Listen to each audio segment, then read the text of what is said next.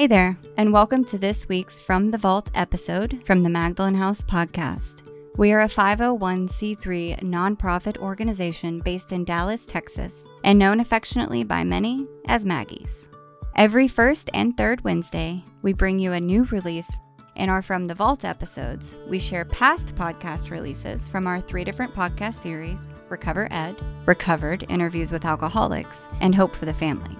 Our podcasts aim to connect, inspire, and educate alcoholics, loved ones, and the community to the Magdalen House and the services we offer. We're so glad you're here. Thanks for listening. All right. Good morning, everyone. So I'm super excited to be back and hear Lisa. I'm sure those of you know, but Lisa is the executive director for the Magdalen House. But I always tell people when I talk about the leadership here at Maggie's and the organization that she is a recovered alcoholic first. And I absolutely adore that and love that about her. So I am super stoked to hear what she has to say. And you guys, if you have any questions, please feel free to speak up. So take it away, Lisa. Hi, you guys. Thank you, sweet Stephanie. Isn't Stephanie the nicest person? She's just the sweetest. Okay. Yes. My name is Lisa and I am a recovered alcoholic, and I definitely am a recovered alcoholic before I am anything else. A mom or a wife or a person at work. It has to come. And I've learned this, and especially in this pandemic that we're all surrounded by, recovery and the foundation for recovery is more important than it ever has been before. And I know that a lot of you guys are new in recovery, some aren't. But the most important thing that I think my sponsor ever told me from the very, very beginning was you have to establish a foundation for recovery that will sustain you for a lifetime. And I kind of equate it to when I was, okay, so just bear with me on this is a Lisa story. And when I was in high school, I worked out a lot. I was on the dance team. I was all this, stuff that we do. It's overachievers because we're alcoholics, but I didn't know it then. And I was just about really worked out a lot. My kids did too. My boys were on the wrestling team. They worked out a lot. So one of my bar tricks when I was older was I could do the splits. So whenever my friends I would go out and we want some attention, Lisa, get up there on the bar and do the splits. I mean, even at our employee Christmas parties, guess what happens? Lisa does the splits, right? My point of that is I believe that I'm still flexible at 50 is because I worked so hard when I was younger, and it set that foundation for my body. I know that's just a weird analogy, but I really believe it's true that once it's like riding a bike. Once I did it, I literally have that foundation I can continue to build on. I believe that the details are obviously different, but the concept is the same. The harder I work when I am early in sobriety to create a foundation, to put recovery before everything else, it's going to help me later on when I'm for sure going to face certain trials and tribulations. That's what the book says, that I'm going to face them. It's not a matter of if, it's a matter of when. So I can't just pray when things are bad. I can't just do this program because I need a meeting. I mean, I do this program, and I think that was one of the best teachings of a really good sponsor early on, is that you have to do this 24/7 so that when things happen, because they will, you will set yourself up for a deeper relationship with God during the tribulation instead of being resentful at God. Now, I get resentful still. I don't like God's plan right now, but it's because I don't know the answer. I think I need to know the answer to like God's plan.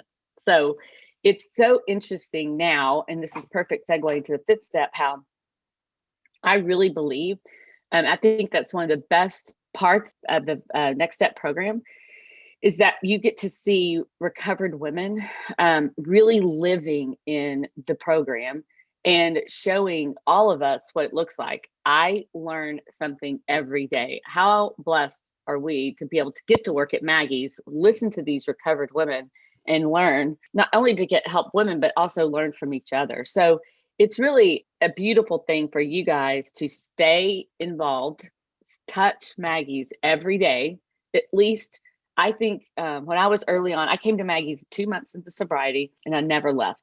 I think I was there almost every day. Can't do that right now, but you will, for at least two or 3 years of my sobriety years. So I think it's really important that we talk about that we discuss that it's not about feeling good or, oh, I'm going to do this when it's really about doing it all the time.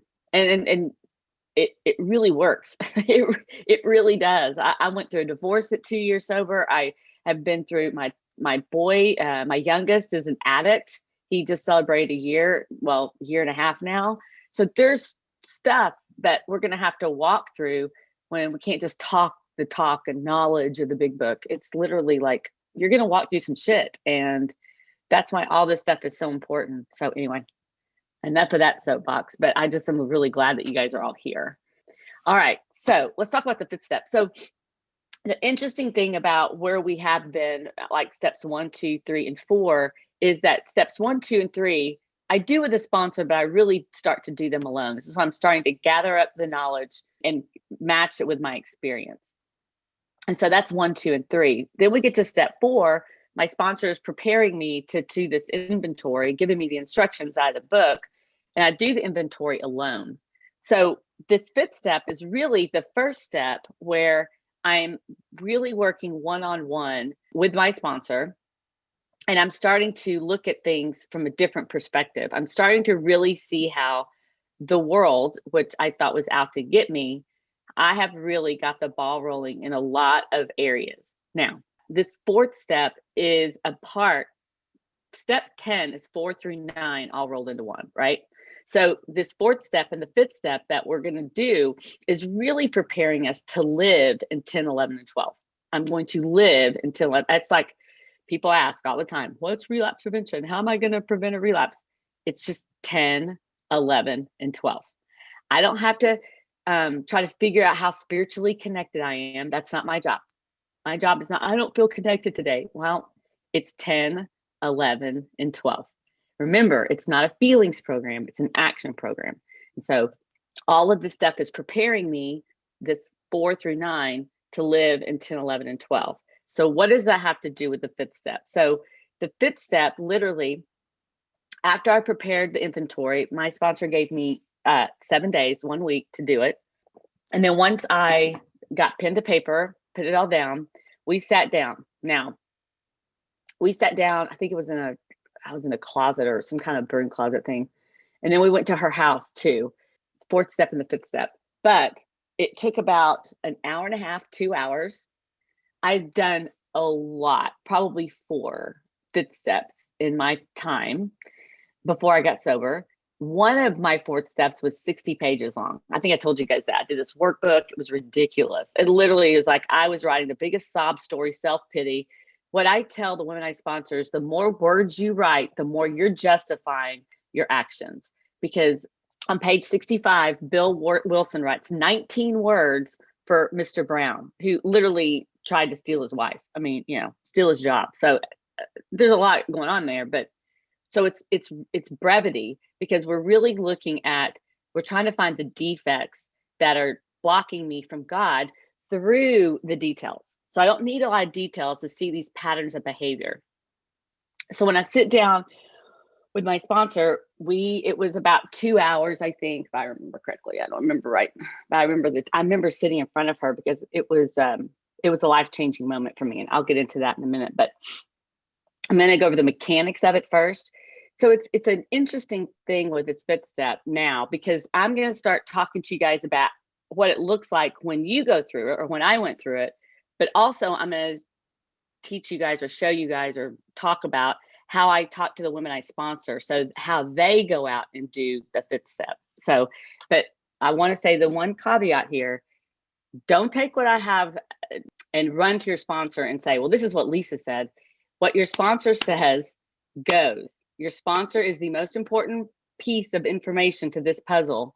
All we're here at Next Step to do is to give you more information that maybe you might ask your sponsor about, or take it and just pray about it. But remember that our sponsors, especially early in sobriety are the most. You can go around the room and ask anybody, any of your friends and any of your friends in recovery, and you're going to get 100 different answers. But my sponsor knows me the best. And so I'd really make sure that I have to say that, because I would not want a woman I sponsor who's in the next step to come to me and say, well, that's not how Lisa said it was done. Oh God, that would just, then you need to get Lisa as your sponsor and I'm out. So let's don't do that. All right. So what I do when I sit down with a woman is I usually say a prayer. We say a prayer together to get God in the room, because it says on page 72, for God, another person, for you, God, and another person. So I always want to make sure, and praying for me is calming, and it gets God in the room, and it gets us centered as to what we're doing here. It's not between this woman I'm sponsoring and me. It's really, there's three entities in the room that are going to be in this process. So the first thing we do is we pray, always. And then I grab her fourth step. So I always do that because in my experience, by the time the women start to see patterns of behavior, they're going to want their fourth step back. They're going to like, oh my gosh, I don't want you to see that. I don't want you to see that. Because I started to see the patterns of behavior that were blocking me, and I found it objectionable. I found it offensive. I started seeing these things, and I didn't want to talk about it anymore. Okay, I just want to go to God. So I take them because we're going to talk about these things. And so I usually take the fourth step and start to look at it. In this virtual time, what I've started to do is I've had the women take a screenshot of their fourth step and send me the screenshot before the fifth step, so that I can prepare and I can study their fourth step and start to see some patterns of behavior before we get started. I love doing that too, because it's like, oh my gosh, this is going to be a fun one. Anyway, it's like sponsor weirdo-ness, but whatever. The other thing that before I get into reading the book is I always read page 72 and 73 and half of page 75.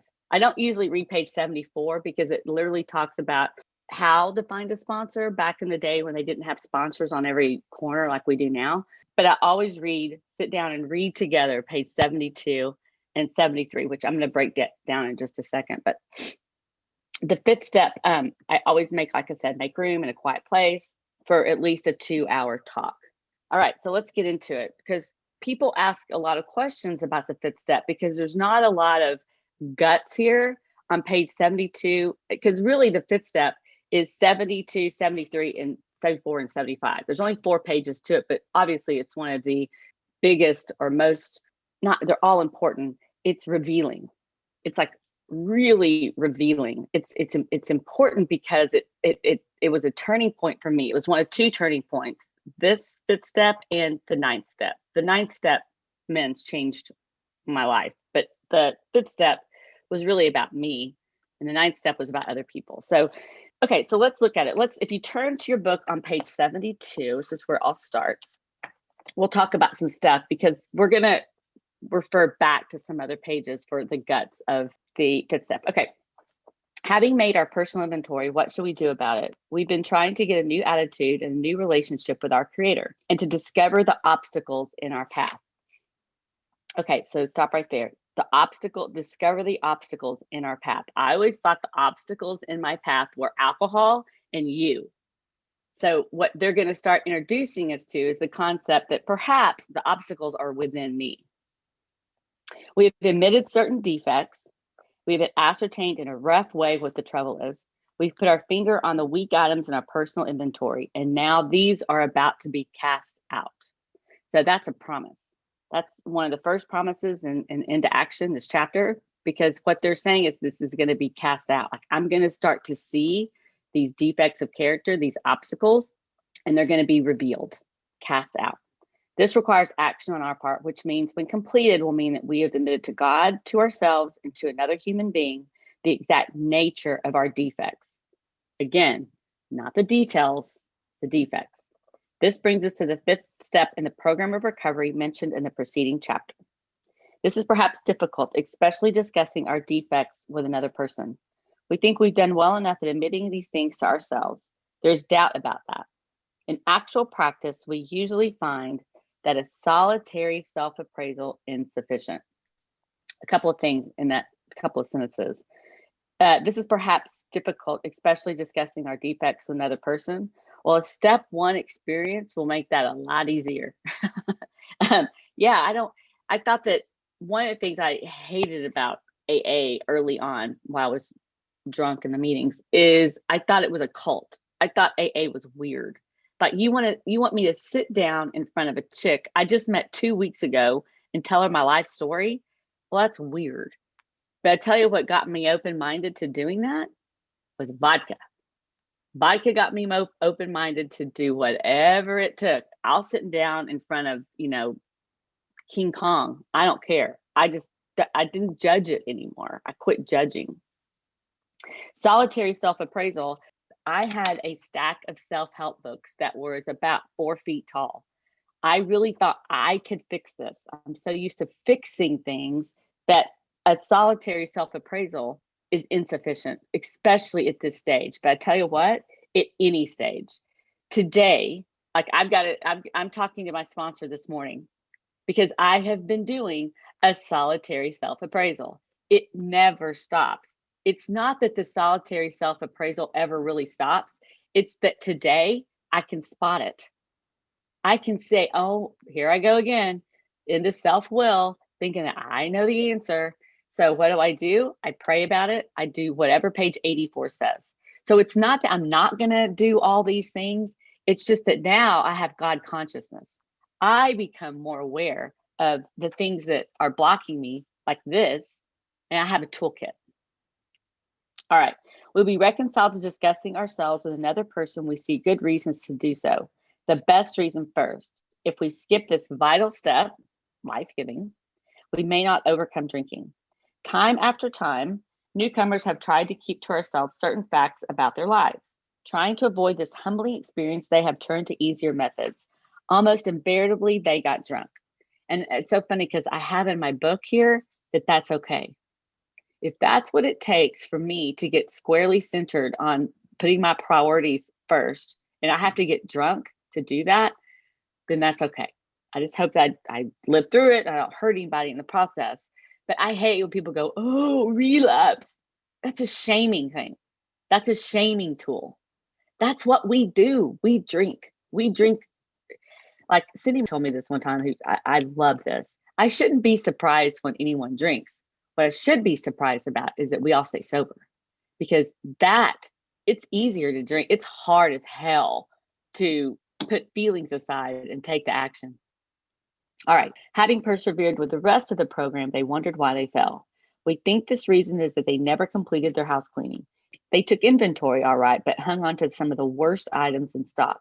They only thought they had lost their egoism. They only thought they had humbled themselves.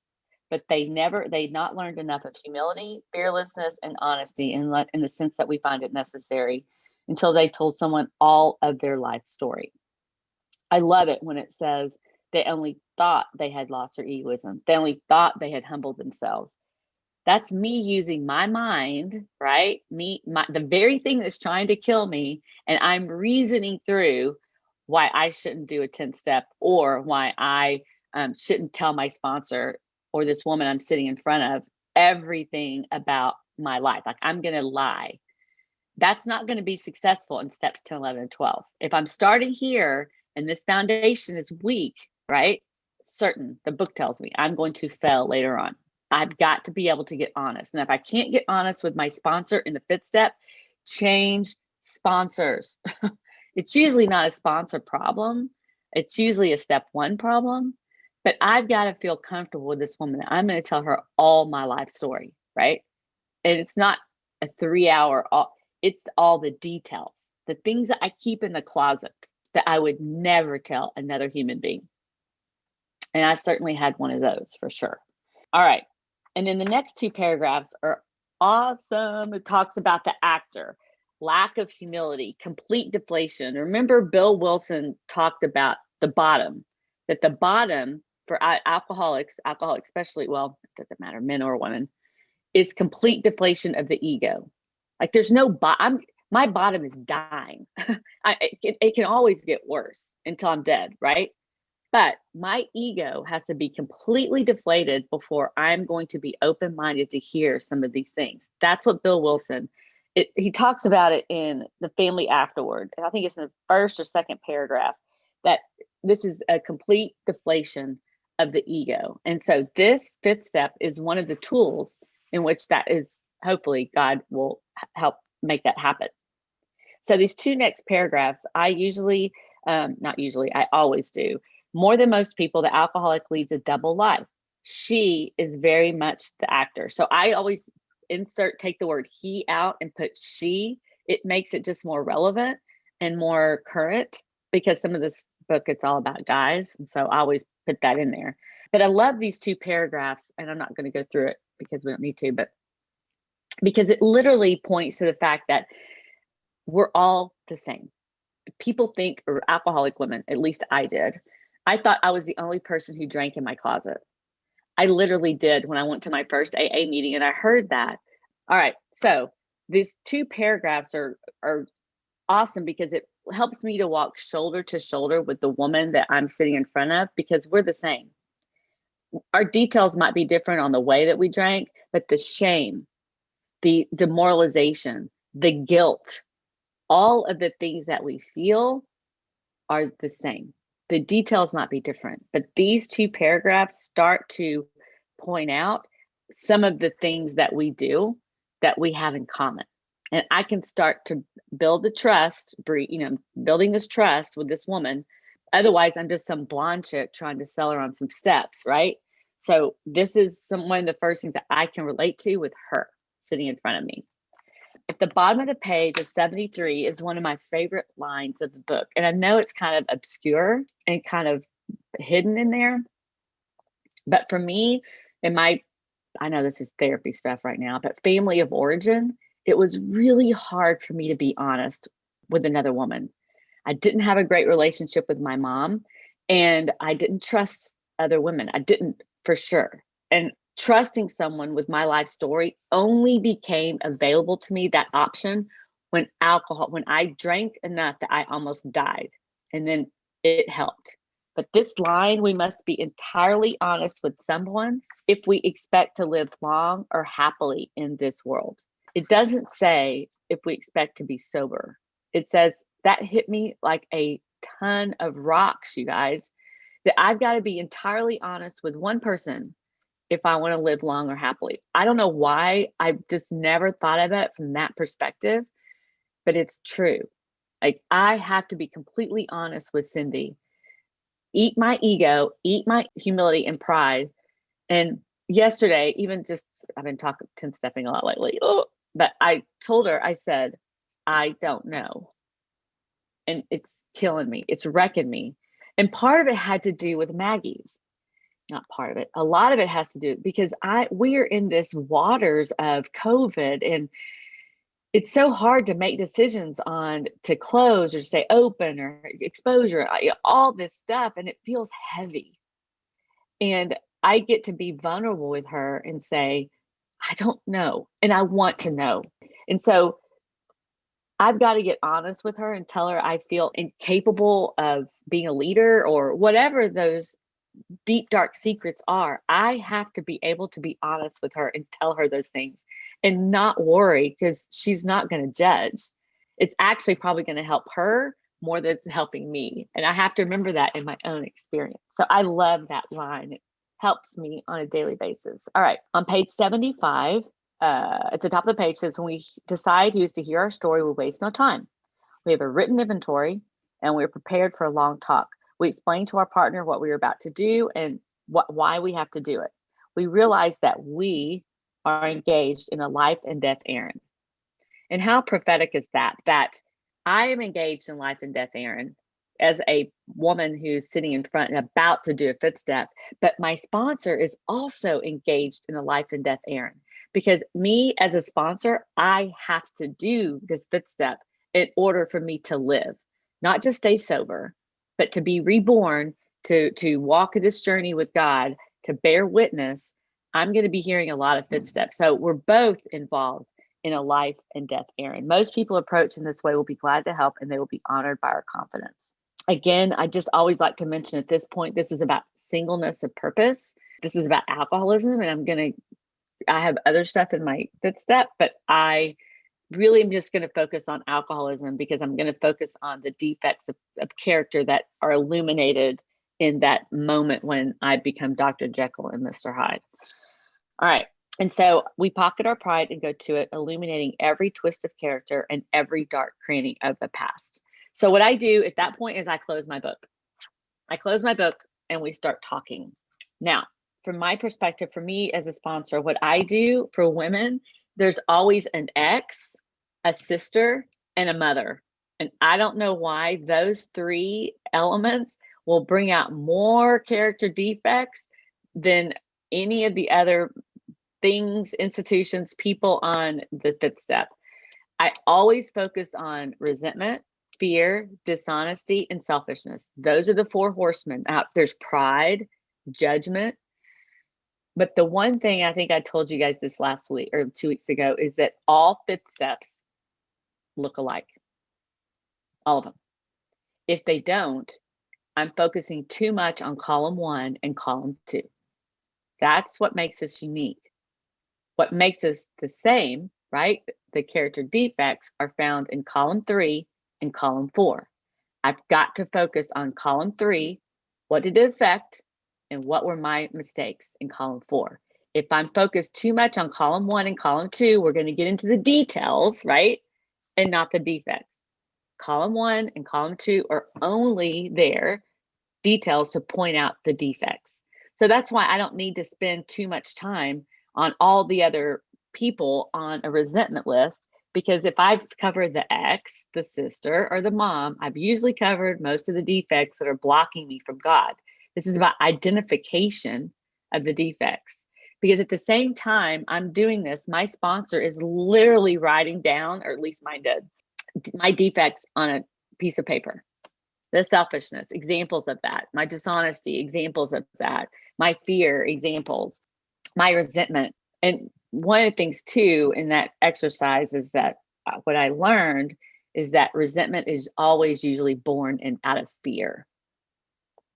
And your sponsor can get into that with you. If that's kind of a trick question, you can ask her. But I stop there and then we talk. Now, also, another thing that was really cool that I learned is that on page 62 are questions. Like I'll go back, especially when I was new and I doing these fifth steps, and I was talking to my sponsor about it because I talked to her like, every time I did one because I was so nervous. I go back to 62 and ask the question. Like it says, so our troubles we think are basically of our own making. They arise of ourselves, and alcohol is an extreme example of self-will run riot, though he usually doesn't think so, right? And I start to ask the questions, are you playing God? Tell me about the selfishness of that. Do you see what your mistake was in that? Are you trying to run the show? Are you stepping on the toes of others? Are they retaliating? I literally use the words from page 62. I use the words from the resentment inventory on page 64 when it starts to talk about the searching the flaws in our inventory. I use the words for sure when I'm going over the fear inventory about self-reliance. It's on page 67. It talks about, am I relying on self or am I relying on God in all of those moments? And it's cool because the questions, because we're all on the same page, right? Common problem and the common solution. And the common solution for me is not to go out in the Thule birds out there and start asking all these questions or become an amateur therapist during a fifth step. I'm not going to fix this stuff for these women. I'm not.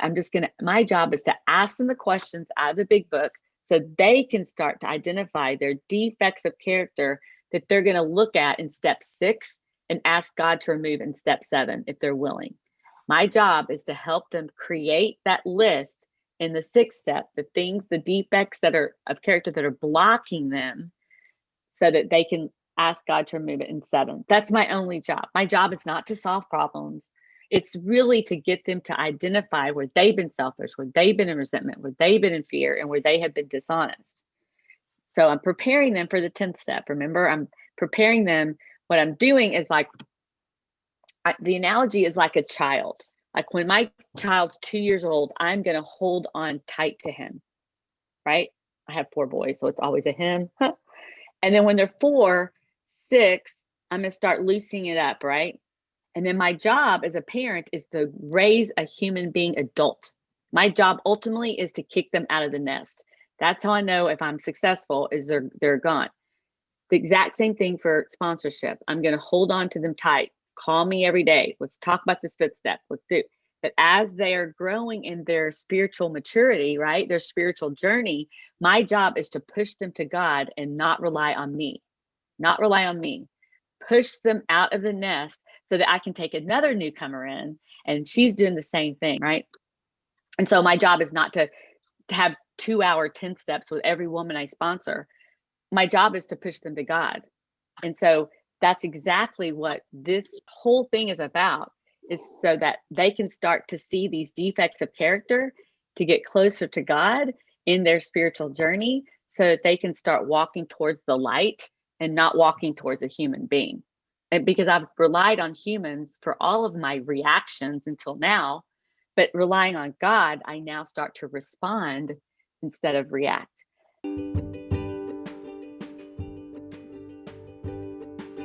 If you or someone you know is a woman who wants to grow in her recovery, join our 3-month non-residential program. Next Step offers community, structure, and accountability to alcoholic women at absolutely no cost.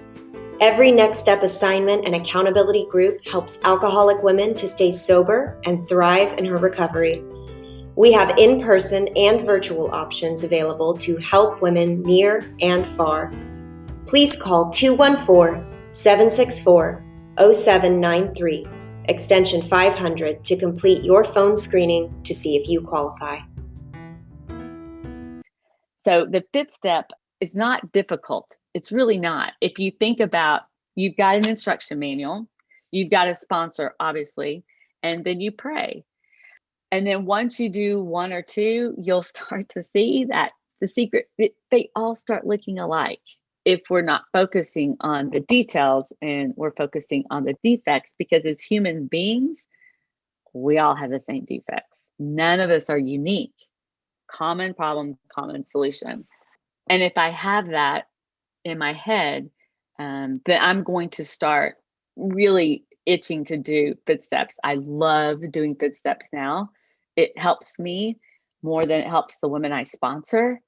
Almost every 5th step I do, you guys, I'm like, I gotta call Cindy. I need a 10th step about that, because I'm doing the same thing she is. And it's really cool. I love them. It's a moment in time where alcoholism for me is the only disease where you literally get to see the lights come on after 2 weeks. I mean, look, alcohol gave me a spiritual awakening in 30 minutes. Why can't God do it in 2 weeks, right? And this is the 1 step I think you start to see the eyes clearing up. You literally start to see God personified in a person when she starts to think, oh my, I got the ball rolling. I'm the problem, not alcohol.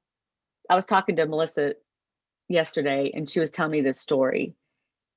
And it was so cool to watch or to listen to her, because she's starting to see all of this stuff open up to her, a new world with new lenses. And she's not afraid to say, I was wrong.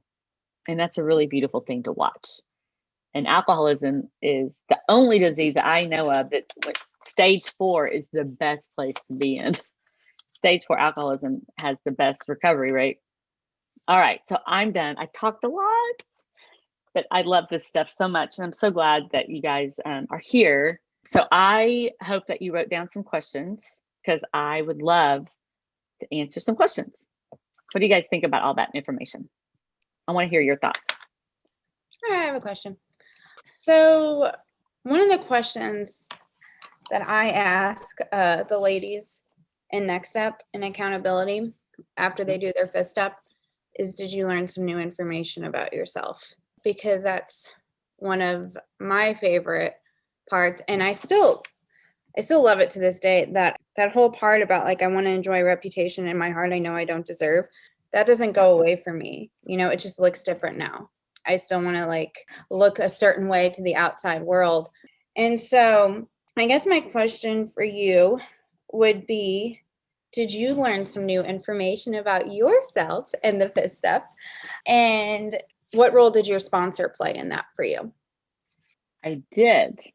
I'll tell one of the things I learned is that, so one of the things that happened when I was drinking was that my husband started having an affair, right? And I was pissed. And I used that trump card to drink. I mean, it was awesome. My friends listened to me. They all felt sorry for me. And one of the things my sponsor said in my fifth step was, were you a great partner? Not that I'm not justifying what he did, but taking him completely out of the picture, would you be someone that you would want to be in a relationship with? What were you giving to that relationship? And the other thing is, she said, which really pissed me off. She said, you had an affair with a bottle. Can you imagine being Dave and having an affair with your partner's having an affair with an inanimate object? At least it was a person for him. You had an affair with a bottle. What difference does it make? Different details, same concept. And I'd never been squared away like that before. And it hurt, but it was the truth. That was one of the things that I learned about myself, that I was living on this spiritual mountaintop and judging him, but defects are the same. It doesn't matter if he was having an affair or what. It doesn't matter. It was dishonest. I had been dishonest. I had been selfish. What difference does it make with the details? And that's one of the biggest things I learned. Thank you. Mm-hmm. Anyone else? I have one. Do you find it common that some people, including yourself maybe, can be unaware of their fourth column? And how would you guide someone to see clarity in that? One of the things that I really try to do, Steph, is ask questions.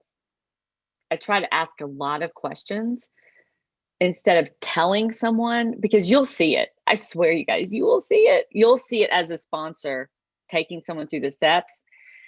I teach this class called Breathing Underwater. It's Richard Rohr. It's an amazing book. And if you haven't read it yet, you need to read it after you finish the steps, or talk to your sponsor about it. But it's called Breathing Underwater, Richard Rohr, and it's the 12 steps. And it's literally, anyway, that book changed my life. So I teach it, like I think 9 years now. One of the exercises that we do is we put a fourth step on the board. Everybody gets one thing that they want to talk about, from resentment to fear to sex inventory. But anyway, one thing. And there's usually, I never take more than 10 women in the class. So they'll put the one thing up there. Okay.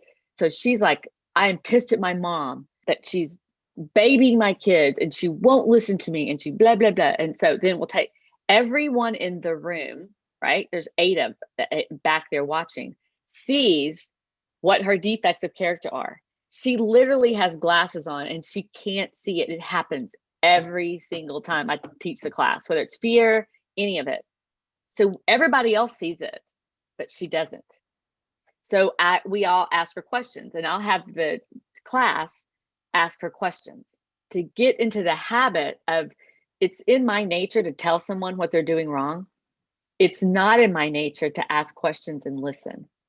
So that's what I do, Steph. When women don't see it, I start to ask questions around the behavior until they see it themselves. The desire, when it comes from within, is so much stronger. It's like when I was telling someone, or when someone was telling me that I was an alcoholic, it pissed me off. But when I saw it for myself, I started to understand and I got excited about the solution. Same concept with the fifth step. I'm not going to tell you've been selfish. You've been like, so what do you think? How did your kids react to that? What did your mom say? How did you talk to your mom? Do you feel like you gave her a voice, or, were you just taking her completely out of picture? All that. I ask a lot of questions, if that helps. Yeah, I love that. And that's something that my sponsor has really ingrained into my head for my sponsees and next step participants, actually, is to ask a lot of thought-provoking questions. Mm-hmm. Yep. I appreciate that. Thank you. Do you find it common that as we work the steps longer, that we become more aware of that fourth column? But do you still need your sponsors' help in seeing that sometimes? Yes. Yes. I 10-step a lot. I probably, I think I 10-step more now than I did when I was younger in my recovery. And it's not because I see it or I don't see it. I just find it objectionable. But I tell you what, probably 1 out of 5 times when I call Cindy and I talk to her through this stuff, she'll see something I didn't see. She will, inevitably. Because, I'm all full of the I knows. I know I'm resentful. I know I'm selfish. I know I've been a jerk, but it doesn't matter if I see it. I still need to call. I still need to go to God first, always. And when women 10-step with me, first question I ask is, did you pray before you called me? And if they didn't, I'm not going to talk to them. I also never want to hear, well, Dave made me feel pissed off. Dave was being, mean. If you start talking about another person on the call, we're hanging up. Because page 84 says, continue to watch where I have been selfish, not where Dave has been selfish, right? I spot them, find them objectionable, talk to God. So yes, there are things that Cindy will see in me, but if I go to God, see this stuff, go to God, self-awareness, I can usually spot, because it's just about selfishness, resentment, fear, and dishonesty, right? But I talk to her because I'm showing God, I don't have a plan. I'm showing God, living vertically, that I'm going to take the action of humility no matter what. So it really doesn't matter what she says. It's about me taking action.